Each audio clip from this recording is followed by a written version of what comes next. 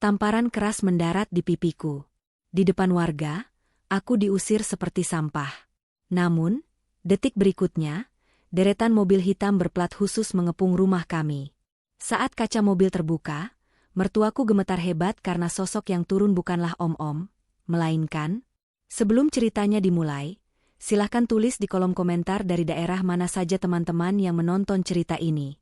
Jangan lupa like dan subscribe agar channel ini bisa semakin berkembang dan bisa mempersembahkan cerita yang lebih menarik lagi. Suara sutil yang beradu kasar dengan wajan penggorengan memecah keheningan pagi di sebuah rumah tipe 36 yang terletak di pinggiran Jakarta. Matahari belum tinggi, tapi hawa panas di dapur sempit itu sudah terasa mencekik, bukan hanya karena kompor yang menyala, tapi karena aura permusuhan yang berdiri tepat di ambang pintu dapur. Raisa Andriana menyeka keringat di pelipisnya dengan punggung tangan. Ia baru saja selesai menyiapkan nasi goreng dan telur dadar untuk sarapan suaminya, Rizky Nazar, ketika suara melengking itu terdengar. "Heh, Raisa, kamu itu kalau masak bisa nggak sih nggak berisik? Pagi-pagi udah bikin kuping sakit. Orang kaya itu kalau kerja halus, nggak gerusa-gerusu kayak orang kampung." Itu suara Iis Dahlia, ibu mertuanya. Wanita parubaya yang selalu tampil dengan alis cetar membahana, meski hanya memakai daster di rumah.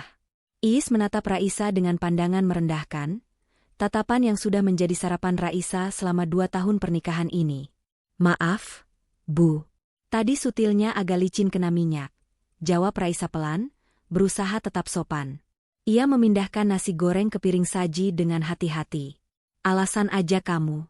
Lihat tuh si Rizky, dia lagi siap-siap mau kerja cari duit. Kamu, cuma dasteran di rumah, ongkang-ongkang kaki, ngabisin beras?"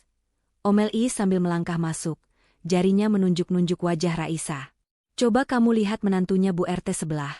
Tiap pagi udah rapi, wangi, kerja di bank. Lah kamu, sarjana kok cuma jadi babu di rumah sendiri?" Raisa hanya tersenyum tipis, senyum yang menyimpan sejuta rahasia. Iis Dahlia tidak pernah tahu, dan Raisa memang sengaja tidak memberitahu. Di balik daster batik pasarnya yang sederhana, dan di sela-sela waktu menyapu dan mengepel, Raisa sebenarnya mengendalikan pergerakan saham dan keputusan strategis salah satu konglomerasi terbesar di Indonesia lewat ponsel pintar dan laptop bututnya di kamar. Raisa adalah putri tunggal Jeremy Thomas, pemilik JT Group. Namun, demi cinta dan janjinya pada mendiang ibunya untuk menemukan lelaki tulus yang tidak memandang harta, Raisa memilih menyembunyikan identitasnya. Rizky Nazar, suaminya, adalah pria yang baik, setidaknya di awal pertemuan mereka. Namun, Rizky punya satu kelemahan fatal.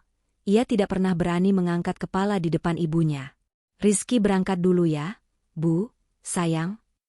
Suara Rizky terdengar dari ruang tamu. Pria itu muncul dengan kemeja kerja yang sudah disetrika rapi oleh Raisa. Iis Dahlia langsung mengubah ekspresinya menjadi manis buatan. Anak lanang ibu udah ganteng. Hati-hati ya, Nak. Kerja yang bener, biar bisa beliin ibu kalung emas kayak punya Bu Tejo. Jangan kayak istrimu ini, bisanya cuma jadi beban." Rizky menatap Raisa dengan tatapan bersalah, tapi mulutnya terkunci. Ia hanya mencium tangan ibunya, lalu mengecup kening Raisa sekilas. "Aku jalan ya," bisiknya pelan, seolah takut ibunya mendengar nada sayang di suaranya. Raisa mengangguk. Saat motor Rizky menderu menjauh, Raisa kembali ke realitas pahitnya. Ia bukan putri konglomerat di rumah ini. Ia hanyalah menantu benalu di mata Iis Dahlia. Dan pagi ini, drama itu baru saja dimulai. Malam harinya, suasana rumah terasa lebih mencekam dari biasanya. Iis Dahlia sejak sore sibuk menyuruh Raisa membersihkan ruang tamu yang sebenarnya sudah bersih. Ia bahkan memaksa Raisa mengganti taplak meja dengan yang baru, taplak renda yang biasanya hanya dipakai saat lebaran. "Malam ini ada tamu istimewa. Awas kamu jangan bikin malu. Masuk kamar aja sana kalau nggak dipanggil." Perintah Iis ketus saat jam dinding menunjukkan pukul 7 malam. Belum sempat Raisa bertanya siapa tamunya, sebuah mobil sedan putih mengkilap berhenti di depan pagar. Dari dalam mobil, turun seorang wanita muda dengan gaya fashion yang mencolok. Tas bermerek tergenggam di tangannya, sepatu hak tingginya berbunyi tak percaya diri saat melangkah di lantai teras. Jantung Raisa berdesir. Ia mengenali wanita itu. Selin Evangelista, mantan pacar Rizky Nazar sewaktu kuliah. Wanita yang dulu meninggalkan Rizky karena Rizky dianggap belum mapan, dan kabarnya pergi ke luar negeri mengejar pengusaha kaya. Ya ampun, Tante Is. Kangen banget ih. Selin memeluk Is Dahlia dengan gaya sosialita, cipika-cipiki yang dibuat-buat namun disambut antusias oleh Is. Aduh, Selin cantik banget sih kamu sekarang. Beda banget ya auranya orang sukses sama orang susah. Sindir Is keras-keras, matanya melirik Raisa yang berdiri mematung di dekat dapur membawa nampan teh. Rizky yang baru saja selesai mandi, keluar dari kamar dan terkejut bukan main. Selin, kok kamu ada di sini? Hai, Kaye. Apa kabar? Tante Is yang ngundang aku makan malam. Katanya kangen. Kamu nggak kangen sama aku? Selin menjawab dengan nada manja, tangannya tanpa ragu menyentuh lengan Rizky. Rizky tampak kikuk, ia melirik Raisa dengan panik, tapi tidak menepis tangan Selin. Makan malam itu terasa seperti neraka bagi Raisa. Ia duduk di ujung meja, nyaris tak dianggap. Is Dahlia terus memonopoli percakapan, memuji-muji Selin setinggi langit. Wah, tas kamu baru ya, Sel? Ini yang mahal itu kan? Tanya Is. Matanya berbinar menatap tas Selin yang diletakkan di kursi kosong. Ah, murah kok tante, cuma 50 juta. Oleh-oleh dari Paris kemarin, jawab Selin santai sambil mengibaskan rambutnya. Oh iya, Kaye, kamu masih kerja di staf administrasi itu? Duh, sayang banget lulusan terbaik kayak kamu gajinya pas-pasan. Coba kalau dulu kita nggak putus, mungkin sekarang kamu udah jadi manajer di perusahaan papaku. Kata-kata itu meluncur tajam, menusuk harga diri Rizky sekaligus merendahkan Raisa secara tidak langsung. Rezeki orang beda-beda, Mbak Selin, potong Raisa akhirnya, suaranya tenang namun tegas. Yang penting Rizky kerjanya halal dan berkah. Suasana hening seketika. Is Dahlia membanting sendoknya ke piring. Prang. Heh, kamu itu diajak ngomong nggak? Kok nyaut? Selin ini tamu terhormat. Dia ngomong fakta. Rizky itu layu semenjak nikah sama kamu. Coba kalau sama Selin, pasti hidup ibu udah makmur. Selin tertawa kecil, tawa yang penuh kemenangan. Udah tante, jangan marah-marah. Mungkin Raisa sensitif karena nggak pernah lihat barang branded. Selin kemudian menatap Rizky lekat-lekat. Kaye, makanannya enak sih, tapi kok suasananya panas ya? Kapan-kapan makan di luar yuk, aku yang traktir. Raisa menatap suaminya, berharap Rizky membela kehormatan rumah tangga mereka. Tapi Rizky hanya menunduk dan bergumam pelan. Iya, makasih tawarannya, Sel. Malam itu, Raisa sadar, musuhnya bukan hanya mertua yang matre, tapi juga masa lalu yang datang membawa kilau emas palsu untuk merebut suaminya. 2 hari setelah makan malam bencana itu, sebuah mobil kurir ekspedisi berhenti di depan rumah. Kurir itu membawa sebuah kotak berukuran sedang yang dibungkus sangat rapi dengan kertas tebal berwarna hitam elegan dan pita emas. Tidak ada logo toko online biasa di sana, hanya sebuah emblem kecil di sudut kotak. Paket atas nama Ibu Raisa Andriana. Seru kurir itu di depan pagar. Kebetulan, Is Dahlia sedang menyiram tanaman, aktivitas pencitraan agar terlihat rajin di depan tetangga. Mendengar nama menantunya dipanggil untuk paket yang terlihat sangat mahal itu, Is langsung menyambar paket tersebut dari tangan kurir. Sini pak, saya ibunya. Is menandatangani resi dengan kasar lalu membawa masuk kotak itu. Matanya berbinar. Ia yakin ini pasti barang mewah. Pikirannya langsung melayang, apa Rizky diam-diam membelikan ini untukku? Atau jangan-jangan ini dari Selin? Raisa yang sedang menyetrika di ruang tengah terkejut, melihat ibu mertuanya masuk membawa kotak miliknya. Itu adalah sampel kain sutra premium dan desain perhiasan terbaru untuk koleksi musim depan perusahaan ayahnya. Raisa memang meminta dikirim ke alamat rumah ini dengan nama samaran pada pengirimnya agar tidak mencolok, tapi kemasannya ternyata tetap terlihat mahal. Itu paket saya, Bu, kata Raisa, beranjak dari tempat duduknya. Is menepis tangan Raisa. Heh, jangan ngaku-ngaku. Kamu punya duit dari mana beli barang beginian? Bungkusnya aja kelihatan mahal. Pasti ini dari Rizky buat ibu, atau Rizky salah tulis nama. Tanpa izin, Iis merobek paksa bungkus elegan itu. Matanya membelalak saat melihat isinya. Beberapa lembar kain sutra yang sangat halus, dan sebuah kotak beludru kecil berisi bros bertahtakan berlian, sampel prototipe untuk dicek kualitasnya oleh Raisa. Astaga! Napas Iis tercekat. Ini asli? Ia mengangkat bros itu, kilauannya memantul terkena cahaya lampu. Raisa panik. Jika Iis tahu nilainya, habislah sudah. Itu cuma imitasi, Bu. KW super. Saya beli online murah kok. Buat usaha jualan kecil-kecilan teman saya. Bohong, bentak Iis. Saya ini emang gak kaya, tapi saya tahu barang bagus. Ini berat. Raisa, kamu dapat duit dari mana? Tiba-tiba wajah Iis merah padam karena amarah yang dibuat-buat. Oh, saya tahu sekarang. Pantesan uang belanja bulan ini kamu bilang kurang terus. Kamu nyolong duit gaji Rizky ya? Kamu tilep uang dapur buat beli barang-barang ginian biar bisa gaya-gayaan kayak Selin? Demi Allah, Bu, saya nggak pernah ambil uang Mas Rizky sepeser pun untuk pribadi. Itu uang tabungan saya sendiri sebelum nikah, bantah Raisa. Halah, tabungan apa? Kamu kan pengangguran. Dasar istri nggak tahu diri.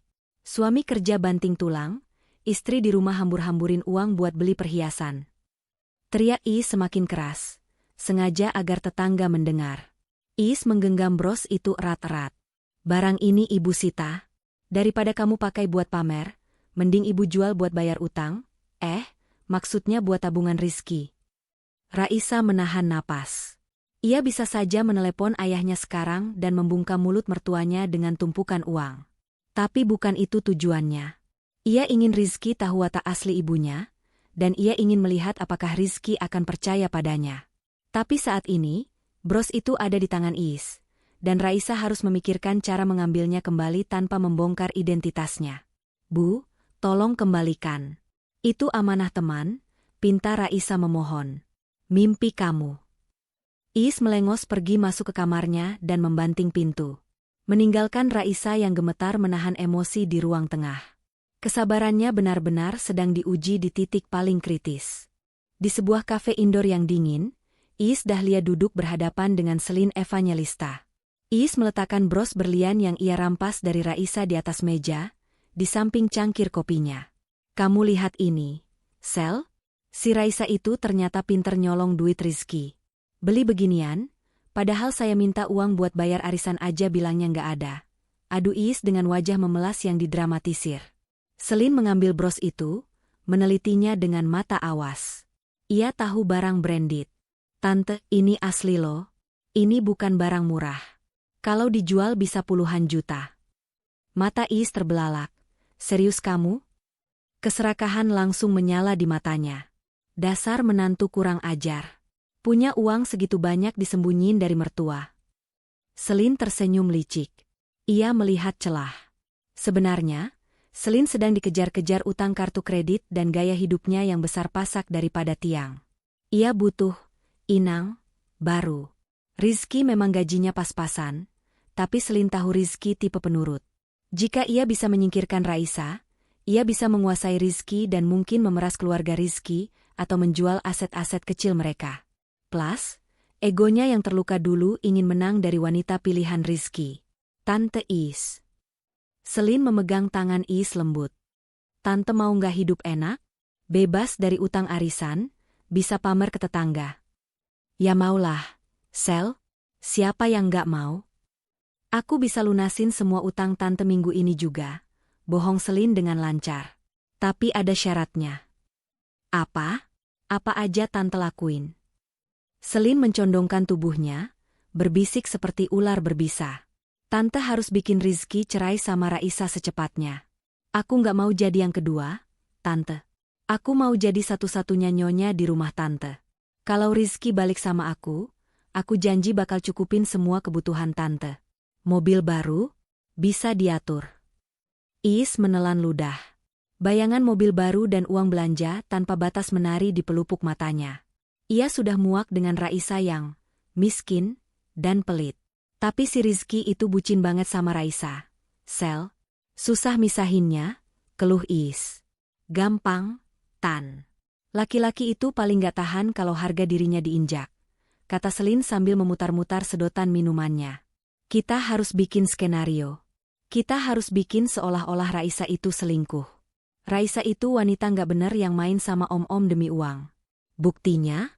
Bros ini, mana mungkin istri pengangguran punya barang semahal ini kalau bukan dari sponsor? Iis terdiam sejenak, lalu senyum jahat merekah di bibirnya. Ide itu brilian. Sesuai dengan dugaannya selama ini. Benar juga kamu. Pantesan dia sering main HP diam-diam. Jangan-jangan dia jual diri online.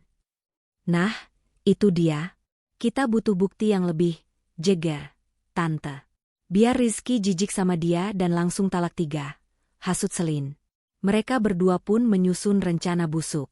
Tanpa mereka sadari, mereka sedang bermain api dengan putri seorang naga yang sedang tidur. Dan api itu sebentar lagi akan membakar mereka sendiri. Hari itu adalah hari ulang tahun Raisa yang ke-25. Tentu saja, tidak ada yang ingat.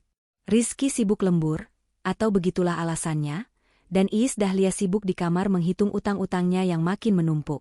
Raisa duduk di teras depan, menatap jalanan yang berdebu. Tiba-tiba ponselnya bergetar.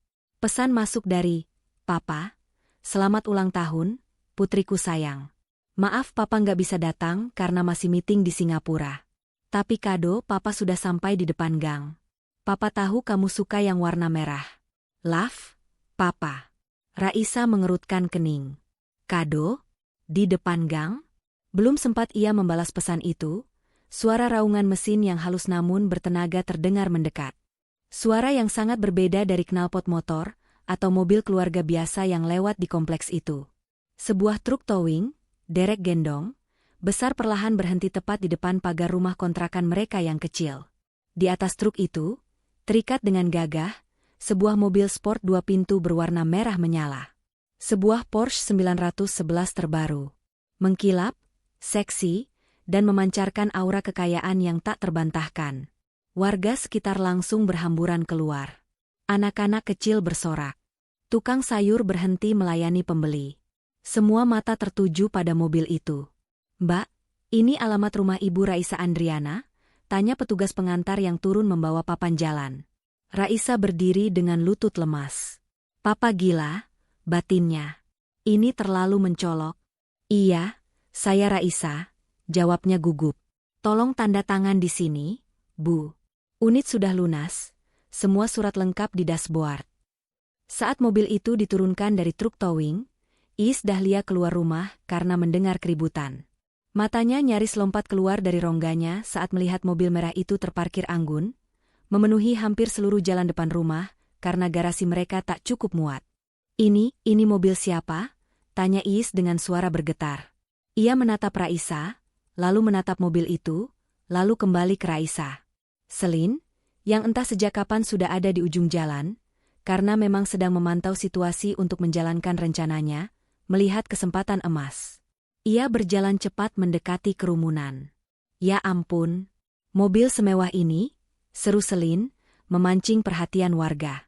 Tante Iis, Rizky hebat banget bisa beliin ini. Atau? Selin menggantung kalimatnya, menatap Raisa dengan tatapan menuduh yang dibuat dramatis. Nggak mungkin gaji Rizky cukup buat beli spionnya doang kan? Bisik-bisik tetangga mulai terdengar. Iya ya, suaminya kan cuma staf biasa. Masa ngepet? Jangan-jangan. Iis Dahlia merasakan darahnya mendidih. Otaknya yang sudah diracuni Selin langsung menyambungkan titik-titik yang salah. Bros mahal kemarin, dan sekarang mobil miliaran rupiah. Raisa, teriak Iis menggelegar, membelah kerumunan. Jelaskan sekarang juga. Dari mana kamu dapat mobil ini? Raisa menelan ludah. Ia tidak mungkin bilang dari ayahnya sekarang, karena Iis pasti tidak akan percaya dan malah menuduhnya berhayal. Ini hadiah, Bu. Hadiah dari siapa? Dari Rizky? Nggak mungkin. Iis maju selangkah, wajahnya merah padam. Ngaku kamu. Kamu dapat ini dari laki-laki lain kan? Kamu jadi simpanan siapa? Hah? Tuduhan itu terlontar keras, disaksikan puluhan pasang mata tetangga. Angin sore terasa berhenti berhembus. Raisa berdiri tegak, harga dirinya terusik. Namun sebelum ia sempat membela diri, suara motor Rizky terdengar mendekat. Rizky pulang kerja, dan ia disambut oleh pemandangan yang akan menghancurkan rumah tangganya. Sebuah mobil Porsche merah, istrinya yang dikepung massa, dan ibunya yang siap meledak. Drama sesungguhnya baru saja dimulai. Suara deru motor metik tua milik Rizky Nazar akhirnya mati, menyisakan keheningan yang ganjil di sore itu. Rizky melepas helmnya dengan gerakan lambat, wajahnya kusam oleh debu jalanan dan kelelahan setelah seharian dimarahi atasan di kantor. Namun, rasa lelah itu seketika menguap, digantikan oleh kebingungan yang mencekam saat melihat pemandangan di depan rumah kontrakannya. Di sana, sebuah mobil sport mewah berwarna merah menyala. Sebuah Porsche 911 yang biasanya hanya ia lihat di majalah otomotif atau film Hollywood, terparkir angkuh, memakan hampir seluruh badan jalan gang yang sempit. Kilau ket mobil itu begitu menyakitkan mata, kontras dengan pagar besi rumahnya yang mulai berkarat. Tapi yang lebih membingungkan adalah kerumunan manusia yang mengelilinginya. Tetangga kanan-kiri, anak-anak kecil, tukang sayur, hingga Pak RT, semuanya berkumpul seperti sedang menonton atraksi topeng monyet. Dan di tengah lingkaran itu, berdiri 3 wanita. Ibunya yang terlihat seperti banteng siap menyeruduk, Selin yang melipat tangan dengan senyum miring, dan istrinya, Raisa, yang berdiri mematung dengan wajah pucat. "Ini ada apa, Bu? Raisa? Kenapa rame-rame begini?" tanya Rizky sambil turun dari motor, langkahnya ragu-ragu membelah kerumunan. Para tetangga langsung memberi jalan, namun tatapan mereka bukan tatapan ramah seperti biasa. Ada cibiran, bisik-bisik, dan tatapan jijik yang dilemparkan ke arah Raisa. "Nah, ini dia suaminya pulang," seru Bu Tejo, tetangga yang paling gemar bergosip.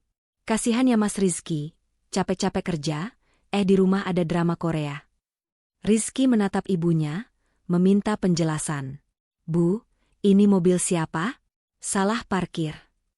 Iis Dahlia tertawa, tawa yang kering dan tajam. Ia melangkah mendekati anaknya, lalu mencengkeram lengan Rizky kuat-kuat, seolah ingin menyalurkan amarahnya. "Salah parkir kamu bilang?" tanya sama istrimu yang sok suci ini. "Mobil ini diantar buat dia? Atas nama dia?" Rizky ternganga. Ia menoleh ke arah mobil itu, lalu ke arah Raisa. "Hah? Maksudnya gimana? Sa, ini mobil kamu?" Raisa menatap mata suaminya, mencari sisa-sisa kepercayaan di sana. "Mas, dengerin aku dulu. Ini hadiah." "Ini hadiah dari siapa?" potong Selin tiba-tiba. Ia maju selangkah, mengambil peran sebagai pemerhati yang seolah peduli. "Kaye, lo harus rasional. Gaji lo UMR. Raisa nggak kerja. Terus tiba-tiba ada Porsche 911 Carrera S di depan rumah lo. Harga mobil ini miliaran, Kaye. Pajaknya aja bisa buat beli rumah ini. Lo pikir masuk akal kalau ini hadiah undian sabun colek?" Logika Rizky tersentak. Benar. Itu tidak masuk akal. Otaknya yang lelah tidak mampu memproses kemungkinan lain selain skenario terburuk.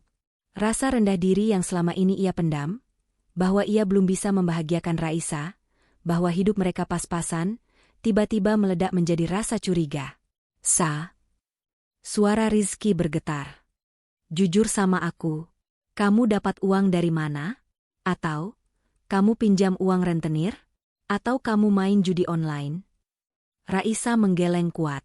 "Enggak, Mas. Demi Allah enggak. Mas ingatkan hari ini hari apa? Ini ulang tahunku, Mas. Ini kado dari Papa." "Papa?" Iis Dahlia menyambar cepat. "Papa kamu yang katanya petani di kampung itu? Yang kamu bilang hidup sederhana?" "Heh, Raisa. Jangan ngarang cerita. Mana ada petani kirim mobil sport? Kalau kirim singkong 1 karung baru masuk akal." Gelak tawa tetangga terdengar menyakitkan. Raisa terpojok. Ia memang pernah bilang ayahnya, petani, tapi ia tidak bohong. Ayahnya memang punya hobi berkebun, di lahan sawit seluas ribuan hektar miliknya sendiri. Tapi menjelaskan itu sekarang, di depan massa yang sudah menghakimi, terasa percuma. "Lihat tuh, dia diam kan?" kompor Iis lagi. "Berarti dia bohong, Kaye. Ibu udah curiga dari kemarin." Bros berlian, kain sutra, sekarang mobil. Istrimu ini bukan wanita benar-benar. Sidang jalanan itu semakin memanas. Rizky berdiri di tengah, terombang-ambing antara cinta dan logika yang dimanipulasi. Dan Raisa, terdakwa tanpa pengacara, berdiri sendiri melawan dunia yang dikoordinir oleh mertuanya. Matahari mulai condong ke barat, menciptakan bayangan panjang yang dramatis di wajah-wajah tegang itu. Iis Dahlia merasa di atas angin. Dukungan warga dan keraguan Rizky adalah bensin bagi api kemarahannya. Ia merasa inilah saatnya menyingkirkan benalu di rumahnya. Iis berjalan mendekati mobil mewah itu. Tangannya menyentuh kap mesin yang masih hangat. Mulus banget. Gumamnya, matanya berkilat tamak. Mobil semahal ini, pasti bayarannya mahal juga. Ia berbalik badan, menatap Raisa dengan tatapan yang seolah mampu menguliti. Jarak mereka hanya 2 meter, tapi jurang di antara mereka sudah tak terukur. Kamu pikir saya bodoh, Raisa? Suara Iis merendah, tapi intonasinya penuh bisa. Selama ini kamu di rumah, bilangnya ngerjain kerjaan sampingan di laptop. Ternyata apa? Open bow? Atau jadi simpanan pejabat? Jaga mulut ibu. Raisa berteriak, air matanya mulai menggenang. Emosinya pecah. Ia tidak terima harga dirinya diinjak sedemikian rupa. Ibu boleh hina masakan saya, ibu boleh hina cara berpakaian saya, tapi jangan pernah fitnah kehormatan saya. Iis Dahlia tidak mundur. Ia justru maju, mengangkat tangannya tinggi-tinggi. Plah! Sebuah tamparan keras mendarat di pipi kiri Raisa. Warga terkesiap. Bunyinya begitu nyaring, hingga membuat suasana hening seketika. Raisa memegangi pipinya yang panas, matanya membelalak tak percaya. Iis menunjuk wajah Raisa dengan telunjuk yang gemetar karena amarah. Lalu, meluncurlah kalimat keramat yang sudah disiapkan skenarionya oleh kebencian. Dasar menantu nakal. Pasti mobil mewah ini dikasih om-om kan? Teriakan Iis menggema di gang sempit itu. Ngaku kamu. Lanjut Iis histeris. Mertua menuduhmu selingkuh bukan tanpa alasan. Mana ada wanita baik-baik dapat mobil ginian? Kamu pasti jual diri kan? Kamu jual tubuh kamu buat kemewahan ini sementara anak saya banting tulang cari nafkah halal. Dasar perempuan murahan. Selin, yang berdiri di belakang Rizky, berbisik pelan, cukup untuk didengar Rizky. Tuh kan, Kaye. Firasat ibu itu nggak pernah salah. Lihat aja, Raisa nggak bisa jawab. Kasihan banget loh, Kaye. Istri di rumah ternyata, jualan. Kalimat itu seperti palu godam yang menghantam dada Rizky. Bayangan Raisa yang selama ini lembut, sabar, dan sederhana, hancur berkeping-keping di kepalanya, digantikan oleh imajinasi liar yang ditanamkan ibunya. Rasa cemburu, malu sebagai lelaki, dan sakit hati bercampur menjadi racun. Raisa menatap Iis dengan napas memburu. Rasa sakit di pipinya tidak sebanding dengan rasa sakit di hatinya. Ibu jahat. Desis Raisa. Saya jahat? Iis melotot. Kamu yang jahat. Kamu bawa aib ke keluarga ini. Mobil ini bukti perzinahan kamu. Iis berbalik ke arah warga, mencari pembenaran. Bapak-bapak, ibu-ibu, saksinya, saya nggak sudi punya menantu pelacur. Saya nggak mau rumah saya kena azab gara-gara kelakuan dia. Usir aja, Bu Iis. Bikin kotor kampung kita, teriak salah satu warga yang termakan provokasi. Iya, usir. Jangan sampai kampung kita kena sial, timpal yang lain. Sorak-sorai pengusiran mulai terdengar. Iis tersenyum puas. Rencananya berhasil sempurna. Raisa sudah hancur di mata sosial. Sekarang tinggal menghancurkannya di mata hukum pernikahan. Di tengah badai cacian itu, Raisa hanya punya satu harapan. Satu-satunya orang yang seharusnya menjadi pelindungnya. Ia menoleh ke arah Rizky Nazar. Pria yang pernah berjanji di depan penghulu untuk menjaganya lahir dan batin. Rizky berdiri kaku di samping motornya. Wajahnya tertunduk, tangannya mengepal erat hingga buku-bukunya memutih. Mas. Panggil Raisa lirih, mengabaikan teriakan Iis dan warga. Ia melangkah mendekati suaminya, mencoba meraih tangan Rizky. Mas Rizky percaya sama aku kan? Mas tahu aku istri seperti apa? Aku nggak pernah keluar rumah tanpa izin Mas. Aku selalu ada di rumah. Rizky tidak menyambut tangan Raisa. Ia justru memundurkan langkahnya, seolah tangan Raisa adalah penyakit menular. Gerakan mundur itu bagaikan tikaman pisau bagi Raisa. Mas, suara Raisa tercekat. Rizky mengangkat wajahnya. Matanya merah, basah oleh air mata kemarahan dan kekecewaan yang salah alamat. Ia menatap mobil Porsche itu sekali lagi, lalu menatap pakaian Raisa yang lusuh. Kontras itu membunuhnya. Mobil itu harganya berapa, Sa? Tanya Rizky dengan suara parau. Aku nggak tahu, Mas. Itu hadiah Papa. Papa itu. Cukup, bentak Rizky. Jangan bawa-bawa papamu yang petani itu. Kamu pikir aku bodoh? Berapa kali kamu tidur sama laki-laki itu buat dapat mobil ini? Hah? Dunia Raisa runtuh. Bukan karena tamparan mertuanya, tapi karena kalimat suaminya. Mas, kamu nuduh aku zina? Air mata Raisa tumpah deras. 2 tahun kita nikah, Mas. Kita makan satu piring, tidur satu bantal. Kamu nggak kenal aku? Kamu lebih percaya hasutan orang daripada istrimu sendiri. Bukti ada di depan mata, Sa. Rizky menunjuk mobil itu dengan kasar. Logika aku nggak bisa nerima. Aku kerja pagi pulang malam cuma dapat gaji UMR. Kamu di rumah diam-diam dapat Porsche. Kalau bukan selingkuh, apa? Tuyul? Selin tersenyum puas di belakang punggung Rizky. Ia menepuk bahu Rizky pelan. Sabar, Kaye. Gue ngerti perasaan lo. Sakit banget dikhianatin kayak gini. Mending lo tegas sekarang. Rizky menarik napas panjang, dadanya naik turun menahan isak. Ia merasa harga dirinya sebagai suami telah diinjak-injak oleh perselingkuhan ini. Rasa minder yang selama ini ia pendam, merasa tidak pantas untuk Raisa yang cantik, kini menemukan validasinya, meski dengan cara yang salah. Aku kecewa sama kamu, Sa, ucap Rizky akhirnya, suaranya dingin dan asing. Aku nggak nyangka kamu serendah ini. Hening. Kalimat itu mematikan segala rasa cinta yang tersisa di hati Raisa. Jika Rizky bertanya baik-baik, Raisa akan menjelaskan. Jika Rizky membelanya dari amukan massa, Raisa akan memberitahu segalanya malam ini juga. Tapi Rizky memilih menjadi hakim yang buta. Raisa menghapus air matanya dengan kasar. Tatapannya yang tadinya memohon, kini berubah menjadi tatapan beku. Tatapan seorang putri konglomerat yang terhina. Baik, kata Raisa datar. Ingat kata-kata kamu hari ini, Mas. Ingat baik-baik. Karena suatu hari nanti, kamu akan rela menukar nyawamu untuk menarik kembali kalimat itu.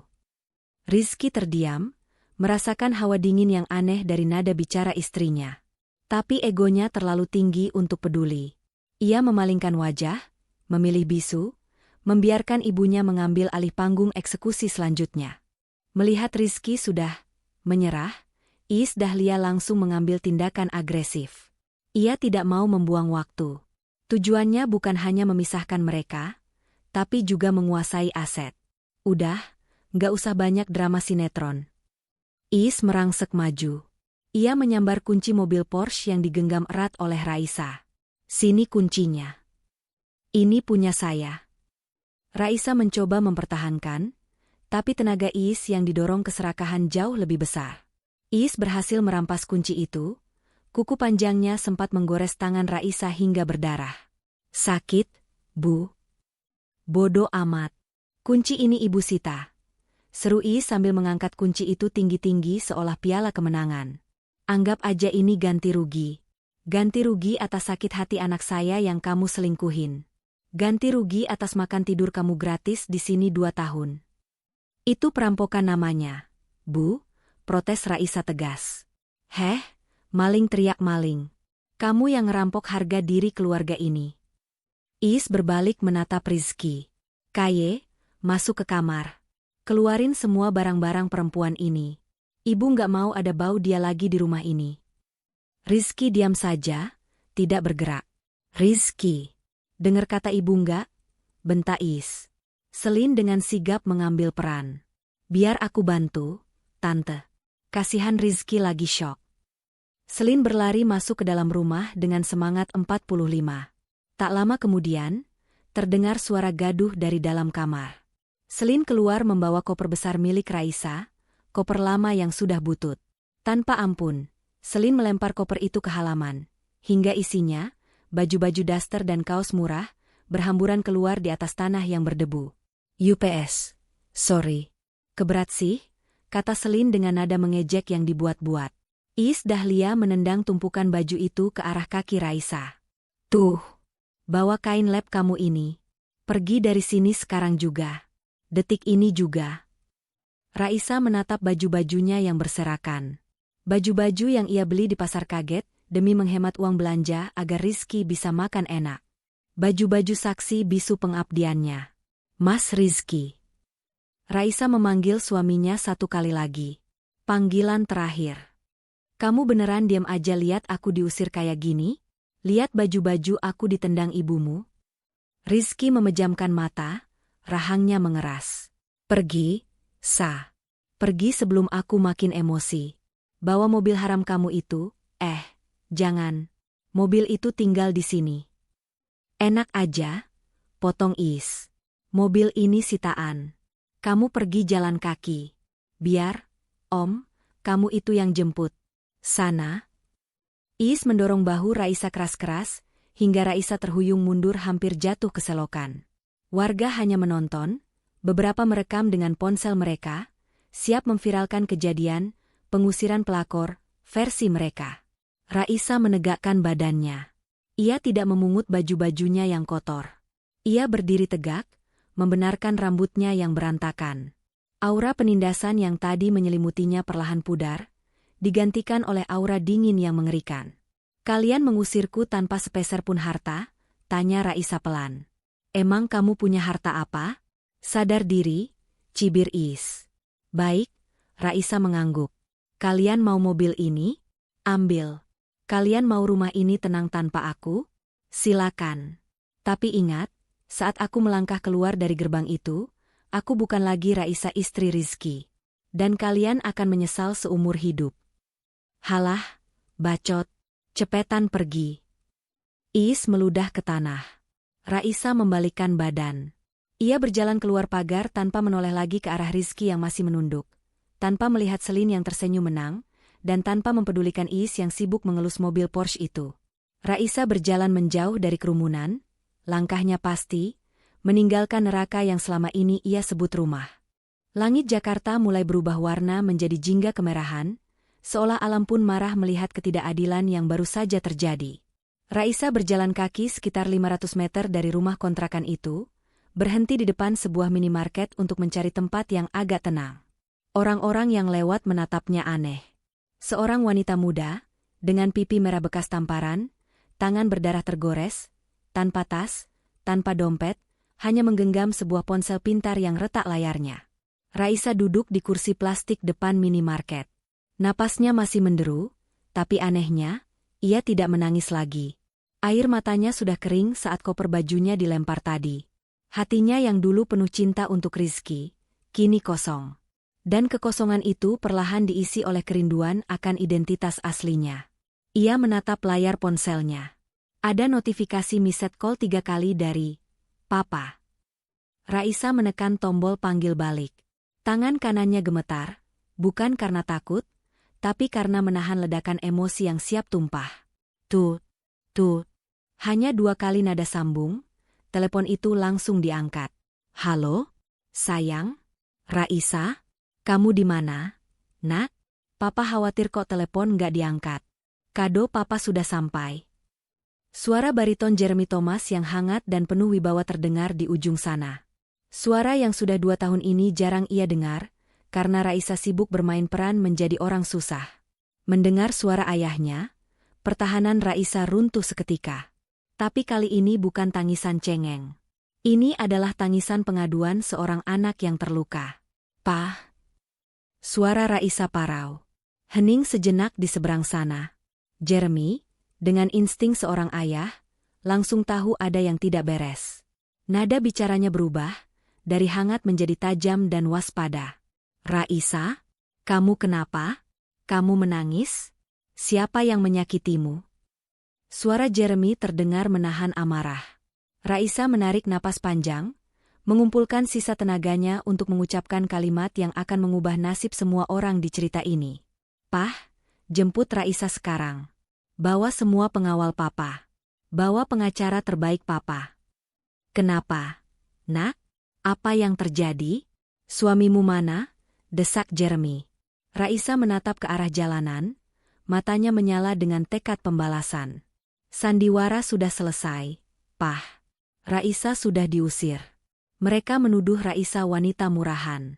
Mereka merampas mobil kado dari papa. Mereka bilang mobil itu dari om-om simpanan. Apa? Teriakan Jeremy terdengar begitu keras, hingga Raisa harus menjauhkan ponsel dari telinganya. Siapa yang berani bicara begitu? Siapa? Mertua Raisa, Pah. Dan Rizky, dia diam saja. Dia percaya fitnah itu. Terdengar suara gebrak meja di seberang telepon. Suara Jeremy berubah menjadi dingin, sedingin es kutub utara, nada suara yang biasanya hanya ia gunakan saat akan menghancurkan pesaing bisnis yang curang. Share lokasi kamu sekarang. Jangan kemana-mana. Papa kesana. Papa akan ratakan siapapun yang bikin putri papa menangis. Iya, Pah. Raisa tunggu. Satu hal lagi, Raisa, tambah Jeremy sebelum menutup telepon. Mulai detik ini, hapus air matamu. Tegakkan kepalamu. Kamu adalah Raisa Andriana Thomas, pewaris tunggal JT Group. Jangan biarkan sampah-sampah itu melihatmu lemah. Siap, Pah. Klik. Sambungan terputus. Raisa menurunkan ponselnya. Ia menyeka sisa air mata di sudut matanya dengan ujung jari. Ia berdiri, merapikan dasternya, dan mengangkat dagunya tinggi-tinggi. Tatapannya berubah. Tidak ada lagi Raisa si upik abu yang penurut. Di kejauhan, ia mendengar suara sirine samar-samar. Tapi bukan polisi. Itu adalah suara iring-iringan konvoy VVIP yang sedang membelah kemacetan Jakarta dengan kecepatan penuh. Sang raja sedang menuju ke medan perang untuk menyelamatkan Tuan Putri dan menghukum para pengkhianat. Langit di atas perkampungan padat penduduk itu sudah sepenuhnya gelap. Hanya lampu jalanan yang remang-remang dan lampu neon dari teras rumah warga yang menerangi panggung drama di depan rumah kontrakan Rizky Nazar. Iis Dahlia masih di sana, duduk dengan angkuh di atas kap mesin Porsche merah itu, seolah ia baru saja memenangkan lotre. Di tangannya, kunci mobil itu diputar-putar dengan gaya provokatif. Rizky duduk di kursi teras dengan kepala tertunduk dalam kedua tangannya, hancur lebur dimakan keraguan dan rasa malu. Selin Evangelista sibuk menenangkan Rizky sambil sesekali melirik jam tangan palsunya, berharap drama ini segera berakhir agar ia bisa segera menjual mobil itu. Udah, Kae. Lupain perempuan itu. Sekarang kita punya modal baru. Mobil ini kalau dijual laku miliaran. Kita bisa pindah ke apartemen. Kamu bisa modal usaha, bujuk Selin, suaranya mendesis seperti ular. Tiba-tiba, tanah bergetar. Bukan gempa bumi. Getaran itu berasal dari suara deru mesin-mesin bertenaga besar yang mendekat secara serempak. Cahaya silau yang sangat terang menembus kegelapan gang sempit itu, membuat Iis menyipitkan mata. Dari ujung jalan, muncul sebuah iring-iringan kendaraan yang sama sekali tidak lazim masuk ke perumahan kelas menengah ke bawah ini. Bukan satu, bukan dua, tapi 6 mobil SUV hitam besar, jenis Toyota Land Cruiser dan Alphard seri terbaru, berjalan perlahan seperti predator yang mengintai mangsa. Kaca mereka gelap pekat, bodi mereka mengkilap memantulkan cahaya lampu jalanan yang kusam. Di bagian depan, 2 motor besar Voyager, pengawal, dengan lampu strobo biru menyala tanpa suara sirine, tanda VVIP yang tidak ingin gaduh tapi menuntut jalan, membelah kerumunan warga. Minggir, tolong jalan dikosongkan, perintah salah satu pengawal bermotor dengan tegas namun sopan. Warga yang tadi berkerumun menghujat Raisa, kini mundur teratur dengan mulut menganga. Aura kekuasaan yang dipancarkan konvoy ini begitu kuat, membuat nyali mereka ciut seketika. Wah, ada pejabat lewat atau apa nih? Bisik Pak RT gemetar. Gila, mobilnya hitam semua, platnya lihat tuh platnya. Angka cantik semua. Mobil-mobil itu berhenti tepat di depan rumah kontrakan Rizky, mengepung Porsche merah yang diduduki Iis. Mesin mereka tidak dimatikan, suara puring mesin diesel V8 terdengar mengintimidasi, seolah siap melindas siapa saja yang menghalangi. Iis Dahlia turun dari kap mesin dengan gugup. Namun, dasar wanita yang buta oleh kesombongan, rasa takutnya segera tertutup oleh asumsi liarnya. Otaknya yang picik langsung menyimpulkan satu hal. Hah? Panjang umur. Seru Iis sambil menepuk bahu Rizky keras-keras. Lihat, Kaye. Lihat siapa yang datang. Ini pasti si, Om-Om, simpanan istrimu itu. Dia pasti mau jemput si Raisa atau ngambil mobilnya. Rizky mengangkat wajahnya, menatap nanar ke arah mobil-mobil monster itu. Hatinya panas. Jadi benar? Raisa punya backing sekuat ini? Pikiran Rizky semakin keruh. Brengsek. Desisnya. Selin justru terlihat pucat. Sebagai orang yang sering bergaul di lingkaran sosialita, meski dengan cara menipu, ia tahu jenis mobil dan formasi pengawalan ini. Ini bukan sekadar, om-om, hidung belang biasa. Ini level konglomerat atau pejabat tinggi negara. Siapa sebenarnya yang kita lawan? Batin Selin panik. Pintu mobil kedua, sebuah Land Cruiser hitam legam, terbuka. 4 orang pria berbadan tegap dengan setelan jas hitam rapi dan AirPC di telinga turun dengan serempak. Gerakan mereka taktis dan cepat. Mereka membentuk barikade di depan pintu penumpang mobil ketiga, sebuah Toyota Alphard Executive Lounge yang paling mewah di antara semuanya. Suasana hening mencekam. Tidak ada suara jangkrik, tidak ada suara tangisan bayi. Semua mata tertuju pada pintu Alphard yang perlahan terbuka otomatis. Sepatu pantofel kulit mengkilap yang harganya mungkin setara dengan gaji Rizky setahun, menapak turun ke aspal jalan yang berlubang. Seorang pria paruh baya keluar dari dalam mobil. Usianya mungkin sudah kepala 5, tapi tubuhnya masih tegap dan bugar. Wajahnya tampan, berwibawa, dengan rahang tegas dan tatapan mata setajam elang. Ia mengenakan setelan jas bespoke, jahitan khusus, warna abu-abu gelap, tanpa dasi. Kerah kemeja putihnya terbuka sedikit menampilkan kesan santai namun berkelas. Itu adalah Jeremy Thomas, pemilik JT Group, salah satu orang terkaya di Asia Tenggara. Iis Dahlia, yang tidak pernah membaca majalah bisnis dan tontonannya hanya gosip murahan, tidak mengenali wajah itu sebagai tokoh publik. Yang ia lihat hanyalah seorang pria tua kaya raya yang menurutnya adalah pembeli tubuh menantunya. Dengan keberanian yang didorong oleh kebodohan, Iis melangkah maju, berkacak pinggang di depan pagar rumahnya. Heh! Akhirnya nongol juga batang hidungnya. Teriak Iis lantang, menunjuk wajah Jeremy dengan telunjuknya. Jadi situ, gadunnya si Raisa? Situ yang ngasih mobil ini biar bisa nidurin menantu saya? Para pengawal Jeremy langsung bergerak, tangan mereka siap di balik jas, waspada senjata, tapi Jeremy mengangkat satu tangan, memberi isyarat agar mereka tenang.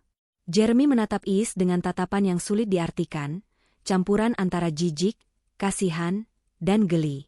Ia tidak menjawab. Ia bahkan tidak berhenti berjalan. Weh, diajak ngomong kok budek. Iis makin menjadi-jadi, merasa diabaikan. Mentang-mentang kaya, situ pikir bisa beli harga diri keluarga saya. Ambil tuh mobil rongsokan situ. Dan ambil sekalian bekas istri anak saya. Kami nggak butuh uang haram. Rizky berdiri di belakang ibunya, tangannya mengepal. Ia ingin marah, ingin memukul pria itu, tapi kakinya terasa dipaku ke tanah. Aura pria itu terlalu besar, terlalu mendominasi. Ada sesuatu di mata pria itu yang membuat Rizky merasa kerdil. Jeremy Thomas berhenti tepat 2 langkah di depan Iis. Ia menatap Iis dari ujung kaki ke ujung rambut, lalu tersenyum tipis. Senyum yang sangat dingin. Minggir, ucap Jeremy pelan. Satu kata, tapi bobotnya seperti tonjolan besi. Apa? Kamu ngusir saya di rumah saya sendiri. Belum sempat Iis menyelesaikan kalimatnya, Jeremy sudah berjalan melewatinya begitu saja.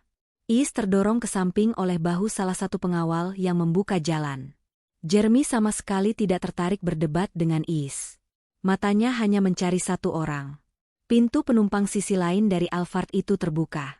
Dan dari sana, turunlah seseorang yang membuat napas Rizky tercekat. Raisa. Tapi ini bukan Raisa yang tadi diusir dengan das terlusuh. Raisa kini mengenakan blazer putih elegan milik ayahnya yang disampirkan di bahu untuk menutupi dasternya, rambutnya yang tadi berantakan kini disisir rapi ke belakang. Meski matanya sembab, dagunya terangkat tinggi. Ia berjalan didampingi dua pengawal, melangkah mendekati Jeremy. "Pah!" Suara Raisa bergetar saat melihat ayahnya. Jeremy merentangkan kedua tangannya. Raisa berlari kecil dan menghambur ke pelukan ayahnya. Tangis yang tadi ia tahan meledak lagi di dada bidang pria parubaya itu.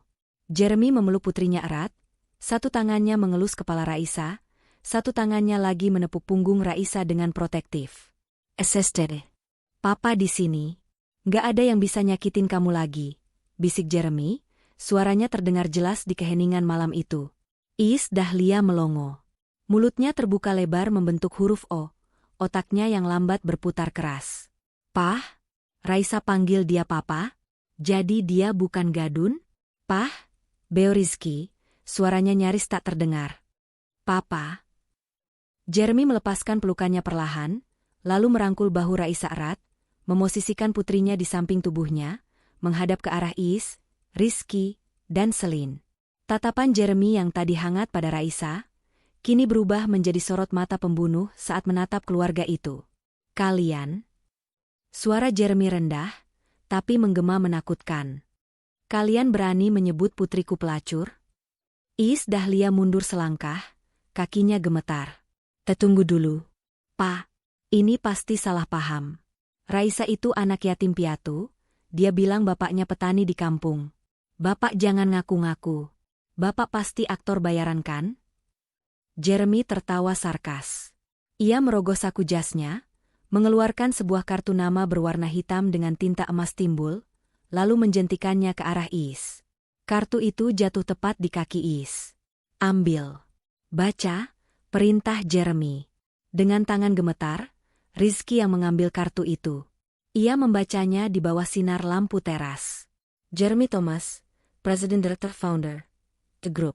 Mata Rizky membelalak. Ia tahu nama ini. Siapa yang tidak tahu JT Group? Perusahaan yang menguasai properti, tambang, dan retail di negeri ini.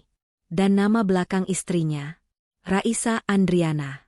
Ia baru sadar, nama lengkap Jeremy Thomas di media sering disingkat, tapi nama keluarganya adalah Thomas Andriana. Dan untuk meluruskan otak kotormu, Jeremy menatap tajam ke arah Iis. "Saya Jeremy Thomas. Dan Raisa Andriana Thomas adalah putri kandung saya satu-satunya. Pewaris tunggal seluruh kekayaan saya. Bukan simpanan. Bukan peliharaan. Dia adalah wanita yang kalian sia-siakan." Duar. Pengakuan itu meledak lebih keras daripada petir di siang bolong. Iis Dahlia merasa lututnya lenyap. Ia ambruk terduduk di aspal. Wajahnya pucat pasi seperti mayat. "Putri konglomerat? Menantuku yang kuhina miskin, kusuruh ngepel, kumaki-maki setiap hari, ternyata anak pemilik JT Group? Bayangan uang miliaran, warisan, dan hidup mewah yang selama ini ia impikan, sebenarnya sudah ada di genggamannya lewat Raisa. Dan dengan bodohnya, ia justru membuangnya demi Selin?" Rizky menatap Raisa dengan pandangan kosong. Kakakmu? Kenapa kamu nggak pernah bilang?" Raisa menatap suaminya dengan dingin. "Karena aku mencari laki-laki yang tulus, Mas. Laki-laki yang mencintaiku apa adanya, bukan karena harta papaku. Dan aku pikir aku menemukannya di kamu. Ternyata aku salah. Kamu sama saja. Begitu ada kilau harta sedikit, atau fitnah sedikit, cintamu luntur." "Enggak, aku." Rizky mencoba maju, tapi dua pengawal langsung menghadangnya dengan badan tegap mereka. Rizky terbentur tembok manusia. "Jangan berani-berani mendekati putri saya lagi," ancam Jeremy. "Kamu gagal menjadi pelindungnya. Hakmu sudah habis." Selin, yang menyadari situasinya sudah berbalik 180 derajat, mencoba menyelinap pergi. Ia mundur pelan-pelan ke arah kegelapan. "Tahan wanita itu," perintah Jeremy tanpa menoleh. Dua pengawal lain dengan sigap menangkap lengan Selin. Apa-apaan ini? Lepasin. Gue laporin polisi loh," jerit Selin panik. "Silakan lapor," kata Jeremy santai. "Tapi sebelum itu, Mari kita lihat siapa sebenarnya, menantu idaman, ibumu ini. Seorang asisten Jeremy yang berkacamata, membawa sebuah tablet, maju ke depan. Ia berdiri di hadapan Iis yang masih terduduk lemas dan Rizky yang masih syok. Selamat malam, Ibu Iis, Bapak Rizky. Perkenalkan, saya Kepala Divisi Investigasi Internal JT Group, ucap asisten itu formal. Berdasarkan instruksi Bapak Jeremy, kami melakukan pemeriksaan latar belakang kilat terhadap saudari Selin Evangelista dalam 30 menit terakhir. Dan hasilnya sangat menarik. Asisten itu memutar layar tabletnya ke arah Rizky dan Iis, lalu ke arah warga yang menonton. Pertama, asisten itu men-scroll layar. Saudari Selin mengaku baru pulang dari Paris dan sukses berbisnis. Faktanya, paspor saudari Selin sudah mati sejak 3 tahun lalu. Tidak ada catatan perjalanan ke luar negeri dalam 5 tahun terakhir. Warga mulai kasak kusuk. Loh, katanya dari Paris. Selin wajahnya merah padam. Itu data lama. Gue punya paspor lain. Elaknya. Kedua, lanjut asisten itu tanpa peduli bantahan Selin. Tas Hermes dan sepatu Louboutin yang dipakai saudari Selin malam ini. Asisten itu mengeluarkan alat pemindai kecil, lalu menyorotkannya ke tas Selin. Alat itu berbunyi bip merah. Palsu. Kualitas KW1 dari Mangga 2. Harga pasarannya sekitar 1,5 juta rupiah, bukan 50 juta. Iis Dahlia mendongak, menatap Selin tak percaya. Tas yang ia puja-puja kemarin, palsu, dan yang paling penting, suara asisten itu meninggi. Saudari Selin saat ini tercatat sebagai buronan dalam 3 kasus penipuan arisan online dan penggelapan uang sewa mobil di Surabaya dan Bandung. Total kerugian korban mencapai 2 miliar rupiah. Mobil sedan putih yang dia bawa ke sini, itu mobil rental yang sudah nunggak bayar 2 minggu dan sedang dicari debt collector. Fakta itu menghantam Iis Dahlia telak di ulu hati. Ia merasa sesak napas. Ia telah menukar berlian asli, Raisa, dengan kerikil busuk, Selin. Ia telah mengusir putri konglomerat demi seorang penipu buronan polisi. Selin. Suara Iis bergetar. Kamu bohong sama tante? Kamu bilang mau lunasin utang tante? Selin yang sudah tertangkap basah, membuang topeng manisnya. Ia meludah ke arah Iis. Cuy, dasar tua bangka bego. Mana ada orang mau lunasin utang lo yang numpuk itu? Gue cuma butuh tempat sembunyi dari debt collector, dan lo dengan gampangnya gue manfaatin. Lagian anak lo si Rizky itu juga nggak punya duit, gue juga rugi. Rizky merasa ditampar bolak-balik. Hancur sudah. Istrinya ternyata putri raja yang menyamar, dan wanita yang ibunya agung-agungkan ternyata penipu yang memanfaatkan mereka. Betapa bodohnya dia. Betapa butanya dia. Pak polisi sedang dalam perjalanan untuk menjemput saudari Selin. Tutup asisten itu, lalu memberi kode pada pengawal untuk tetap menahan Selin yang meronta-ronta. Jeremy menatap Iis yang kini menangis meraung-raung di aspal. Kamu menghina putriku miskin. Padahal kamulah yang miskin hati dan miskin logika. Rizky jatuh berlutut. Kakinya tak kuat lagi menopang tubuh. Ia menatap Raisa yang berdiri anggun di samping ayahnya. Jarak mereka hanya beberapa meter, tapi rasanya seperti beda benua.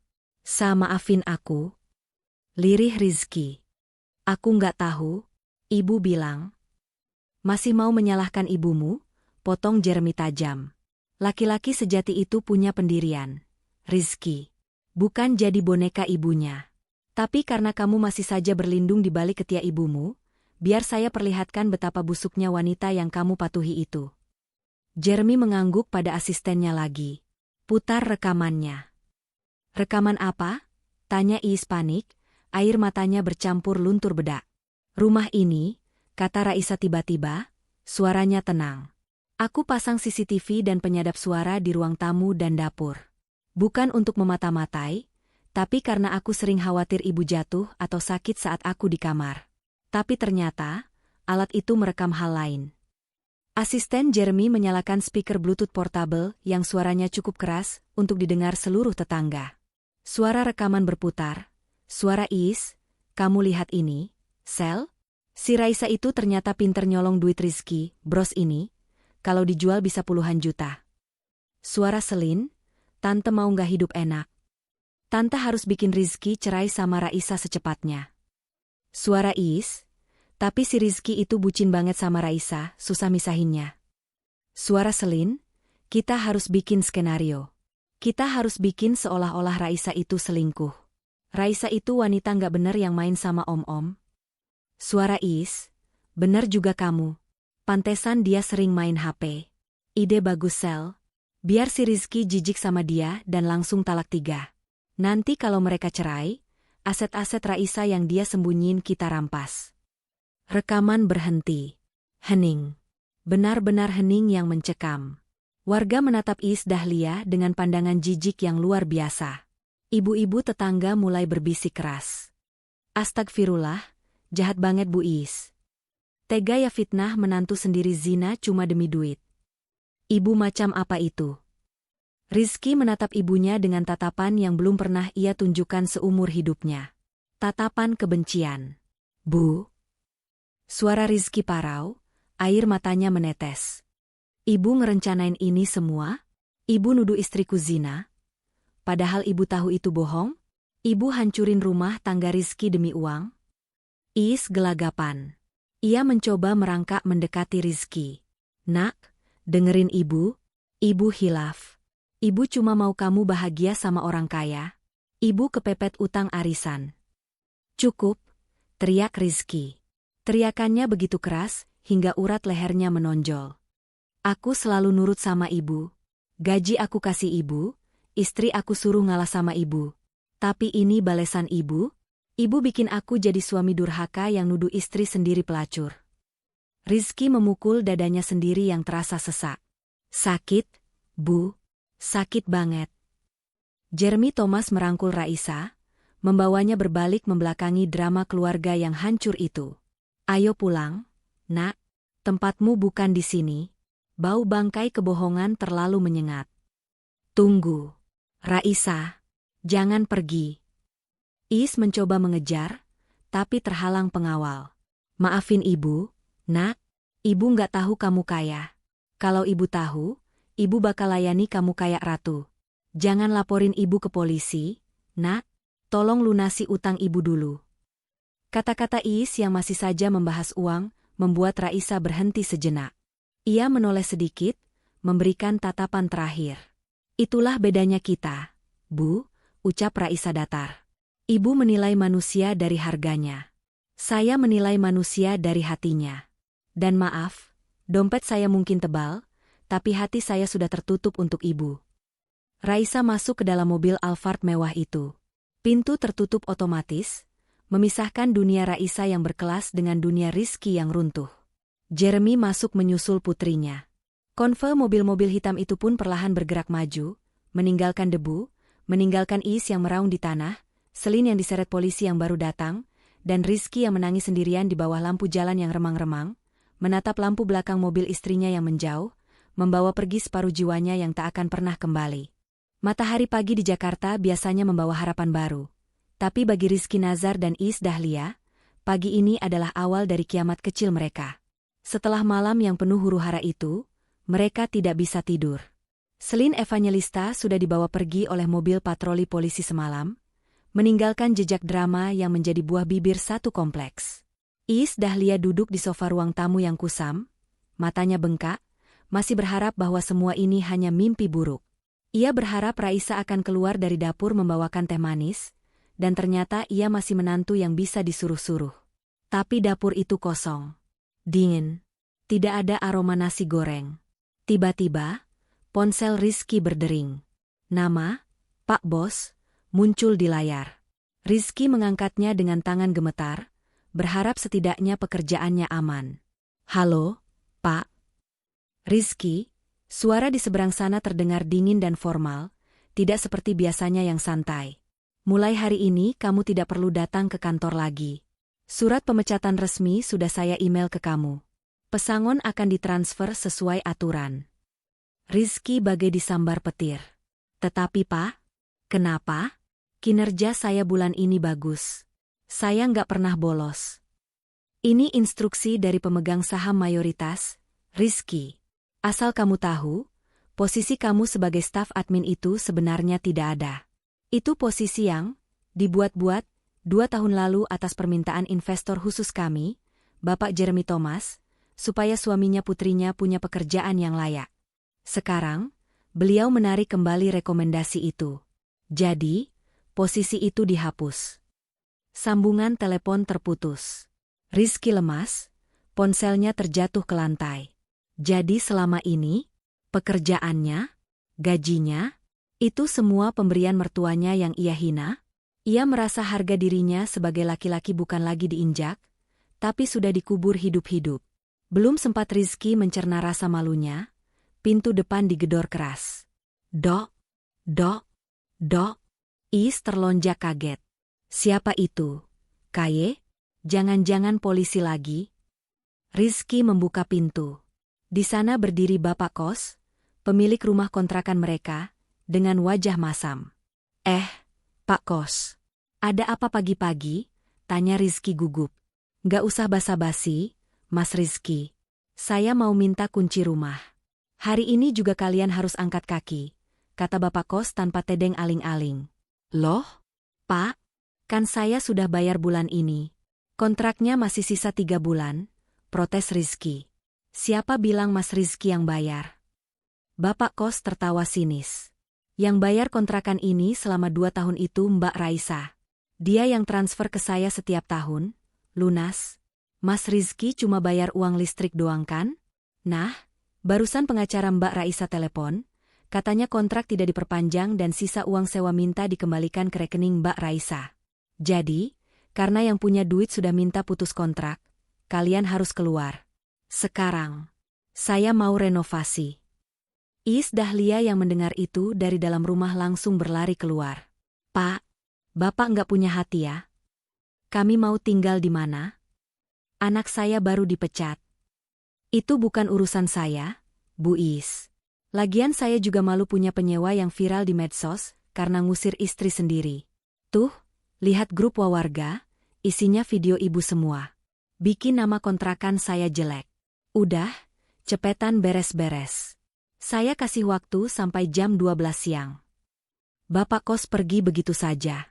Rizky dan Is saling pandang.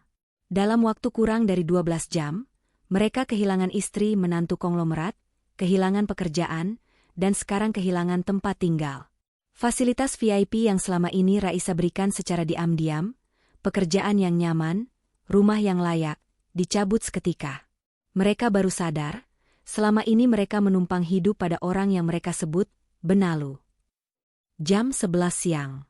Rizky dan Is duduk di pinggir jalan, dikelilingi kardus-kardus berisi barang-barang mereka yang tidak seberapa. Kipas angin butut, kompor gas, dan tumpukan baju. Mereka persis seperti gelandangan. Matahari menyengat kulit. Tapi yang lebih panas adalah telinga Is yang mendengar gunjingan tetangga yang lewat. Tidak ada yang mau membantu. Mereka yang dulu sering disapa Is dengan sombong, kini memalingkan muka atau tersenyum mengejek. Rasain loh. Makanya jangan durhaka sama mantu, celetuk seorang ibu-ibu sambil lewat naik motor. Tiba-tiba, 2 motor metik berhenti mendadak di depan mereka. 2 pria berjaket kulit hitam dengan wajah garang turun. Mereka bukan polisi, dan jelas bukan teman Rizky. Mereka adalah debt collector, penagih utang. Bu Is Dahlia, tanya salah satu pria itu, suaranya berat. Wajah Is pucat pasi. Ia mengenali mereka. Ini orang suruhan bandar arisan dan pinjaman online tempat ia meminjam uang untuk gaya hidup sosialitanya, utang yang rencananya akan dilunasi oleh Selin, yang ternyata penipu, atau dari hasil jual mobil Raisa, yang gagal dirampas. Iya, Mas. Cicit Is. Mana janji ibu? Katanya mau lunasin pagi ini. Bos kami udah lihat video ibu viral. Katanya dapat mobil Porsche. Mana mobilnya? Kami mau tarik buat bayar utang 50 juta ibu. Is gemetar hebat. Mobilnya diambil yang punya, Mas. Saya ditipu orang. Halah. Alasan, bentak penagih utang itu. Ia menendang salah satu kardus barang Is hingga isinya tumpah. Kami nggak mau tahu. Bayar sekarang atau kami bawa ibu ke kantor polisi atas tuduhan penipuan. Is menangis histeris. Ia bersimpuh di kaki Rizky. Rizky, tolong ibu, nak, bayarin utang ibu. Kamu punya tabungan kan? Rizky menatap ibunya dengan tatapan kosong. Tabungan apa, Bu? Gaji Rizky kan tiap bulan habis buat ibu belanja, buat ibu arisan, buat ibu pamer. Rizky nggak punya sepeser pun. Di dompet Rizky cuma ada 50.000 perak. Terus ibu harus gimana? Mereka mau bunuh ibu. Iis meraung-raung, menjambak rambutnya sendiri yang sudah acak-acakan. Telepon Raisa. Cepat telepon Raisa. Minta maaf sama dia. Suruh dia bayarin utang ibu. Dia kan kaya raya, uang 50 juta itu cuma receh buat dia. Mendengar nama Raisa disebut dengan nada menuntut itu, amarah Rizky yang terpendam akhirnya meledak. Ibu masih punya muka minta tolong Raisa? Rizky berteriak di depan wajah ibunya, mengabaikan preman-preman yang menonton. Ibu sadar nggak sih kita begini karena siapa? Karena keserakahan ibu. Raisa itu istri yang sempurna, Bu. Dia nggak pernah nuntut, dia sabar, dia hormat sama ibu. Tapi ibu injak-injak dia. Ibu fitnah dia zina. Sekarang pas ibu susah, baru ingat Raisa. Kamu nyalahin ibu? Ibu ngelakuin ini buat kamu. Balas Is tak mau kalah. Buat aku apanya? Buat gengsi ibu. Rizky membanting helmnya ke aspal hingga pecah. Prang. Sekarang kita gembel, Bu. Gembel. Dan ini semua karena aku nurut sama ibu yang gila harta. Para penagih utang itu tertawa melihat drama keluarga itu. Udah, nggak usah sinetron. Karena nggak ada duit, barang-barang ini kami sita semua. Tanpa ampun, mereka mengangkut televisi tabung, kulkas 1 pintu, dan sisa barang berharga yang ada di kardus ke atas motor mereka. Iis mencoba menahan kulkasnya, tapi ia didorong hingga jatuh tersungkur di aspal panas. Jangan, itu kulkas kreditan belum lunas, jerit Iis. Rizky hanya diam, membiarkan semuanya diambil. Ia merasa pantas mendapatkan ini. Ia melihat ibunya menangis meraung-raung di tanah berdebu, persis seperti Iis memperlakukan Raisa kemarin. Karma itu bukan hanya nyata, tapi datang dengan layanan ekspres. Siang itu, di bawah terik matahari Jakarta, kesombongan Iis Dahlia resmi runtuh, rata dengan tanah. 3 hari kemudian, Rizky dan Iis kini menumpang di sebuah petak kontrakan kumuh di daerah pinggiran sungai, tempat yang jauh lebih buruk dari rumah sebelumnya. Dindingnya dari triplek, atapnya bocor, dan baunya pengap. Iis jatuh sakit karena stres, hanya bisa berbaring di kasur tipis sambil terus mengigau memanggil nama Raisa. Rizky duduk di depan pintu, menatap hujan deras yang turun. Perutnya perih menahan lapar. Ia baru saja selesai menjadi kuli panggul di pasar induk, demi membeli sebungkus nasi dan obat untuk ibunya. Di warung kopi seberang jalan, sebuah televisi menyiarkan berita infotainment. Rizky menyipitkan mata, dan jantungnya serasa berhenti berdetak. Di layar TV, terlihat Raisa Andriana sedang diwawancarai. Raisa tampak bercahaya. Ia mengenakan gaun elegan, rambutnya tergerai indah, berdiri di samping ayahnya, Jeremy Thomas, dalam acara peresmian yayasan sosial milik JT Group. Tidak ada lagi jejak kesedihan di wajahnya. Ia tersenyum, senyum yang sangat cantik, senyum yang dulu milik Rizky, tapi kini terasa begitu jauh. Mbak Raisa, apa motivasi mendirikan yayasan untuk wanita korban KDRT dan fitnah ini? Tanya wartawan di TV. Raisa menjawab dengan tenang, saya pernah merasakan bagaimana sakitnya tidak dipercaya dan direndahkan. Saya ingin semua wanita tahu bahwa harga diri mereka tidak ditentukan oleh penilaian orang lain, apalagi oleh pasangan yang tidak tahu cara menghargai. Rizky menunduk. Air matanya menetes bercampur dengan air hujan yang tampias ke wajahnya. Kalimat itu menamparnya telak. Aku bodoh. Bisik Rizky. Aku bodoh banget. Rasa penyesalan itu bukan lagi tentang kehilangan fasilitas atau uang. Di momen keterpurukan ini, Rizky sadar bahwa ia kehilangan satu-satunya orang yang tulus mencintainya. Raisa yang mau makan nasi kecap bersamanya. Raisa yang memijat kakinya saat pulang kerja. Raisa yang tidak pernah mengeluh meski dihina ibunya. Dengan tekad yang tersisa, Rizky berdiri. Ia harus bertemu Raisa. Bukan untuk minta balikan, ia tahu ia tidak pantas. Bukan untuk minta uang. Ia hanya ingin minta maaf. Ia ingin membersihkan hatinya yang busuk ini sebelum ia gila.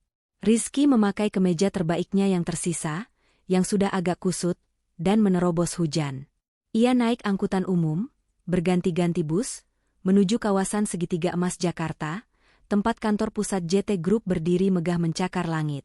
Sesampainya di lobi gedung JT Tower yang marmernya mengkilap, Rizky yang basah kuyup langsung dihadang security. "Maaf, Pak. Ada keperluan apa?" Penampilan Bapak mengganggu kenyamanan, tegur security bertubuh besar.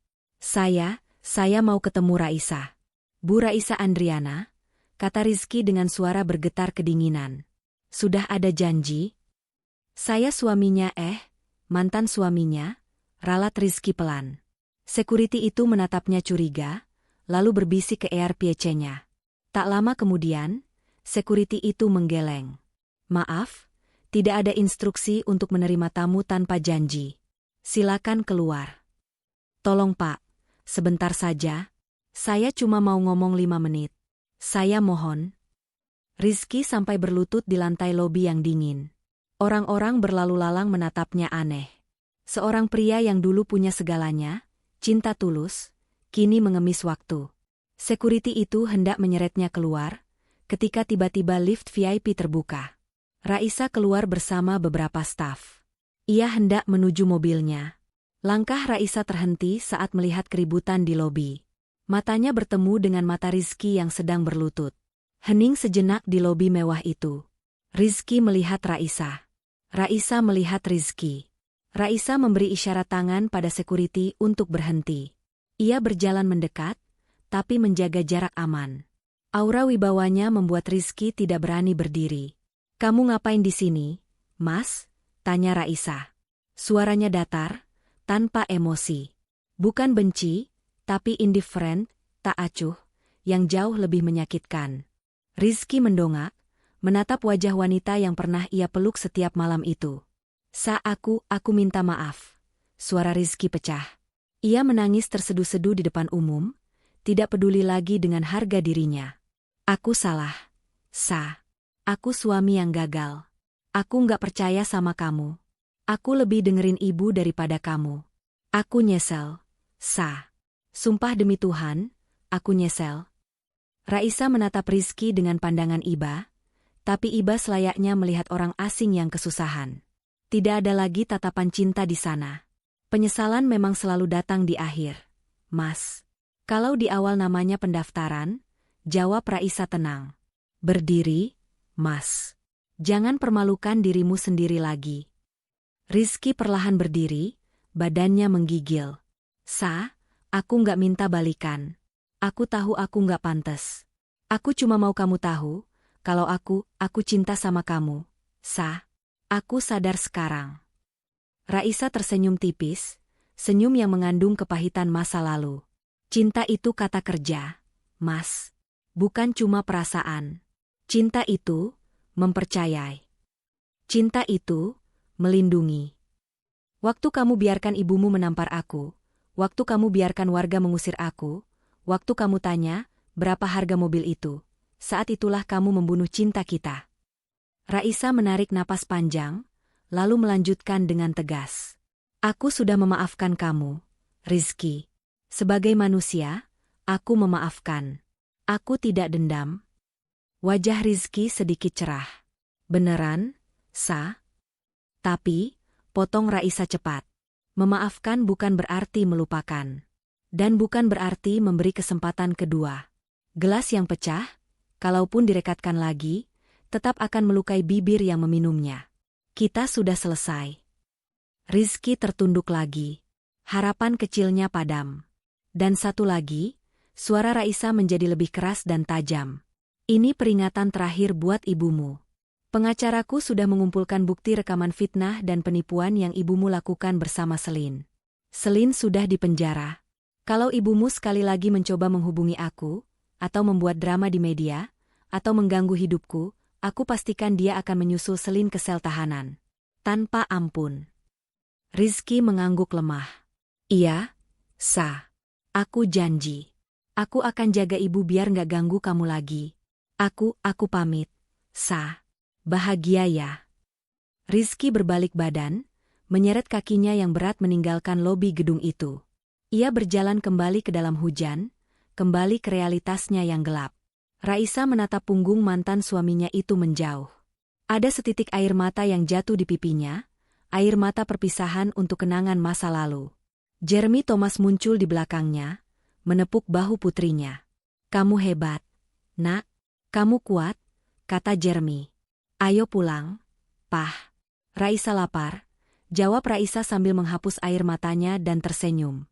Kali ini, senyumnya benar-benar lepas. Beban di dadanya sudah hilang. Waktu adalah hakim yang paling adil. Ia tidak pernah bergegas, tapi selalu menempatkan segala sesuatu pada tempatnya. 1 tahun telah berlalu sejak drama Porsche merah itu mengguncang sebuah gang kecil di Jakarta. Di sebuah pasar tradisional yang becek, seorang wanita tua dengan rambut beruban dan punggung yang mulai membungkuk sedang berteriak-teriak menawarkan dagangan. Gorengan anget, tahu isi, bakwan. Itu adalah Iis Dahlia. Wajahnya yang dulu selalu glowing dengan bedak tebal, kini keriput dan kusam. Tidak ada lagi alis cetar membahana. Tangannya yang dulu hanya mau memegang kartu arisan, kini kapalan terkena minyak panas.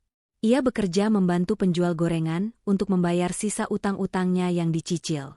Setiap kali melihat mobil mewah lewat, hatinya berdesir perih, teringat kebodohannya membuang menantu emas. Penyesalan itu menjadi hantu yang menemaninya tidur setiap malam di kontrakan sempit. Di sudut kota lain, sebuah sel penjara wanita. Selin Evangelista duduk merenung di balik jeruji besi. Ia divonis 3 tahun penjara atas kasus penipuan berlapis. Wajah cantiknya pudar tanpa perawatan klinik kecantikan. Ia kehilangan masa mudanya karena keserakahan ingin jalan pintas.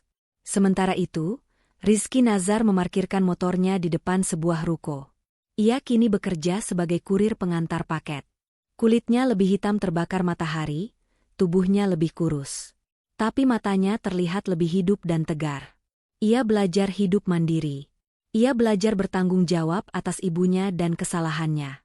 Rizky mengambil paket yang harus diantar. Ia melihat nama penerima di paket itu. Sebuah nama yang asing, tapi alamatnya tertuju ke gedung JT Tower. Rizky tersenyum getir. Ia tidak akan masuk ke sana lagi. Ia menyerahkan paket itu ke resepsionis, lalu berbalik pergi. Ia sudah menerima takdirnya. Ia menjalani hukuman sosialnya dengan ikhlas, berharap suatu hari Tuhan memberinya ketenangan hati, meski kebahagiaan masa lalu tak akan kembali.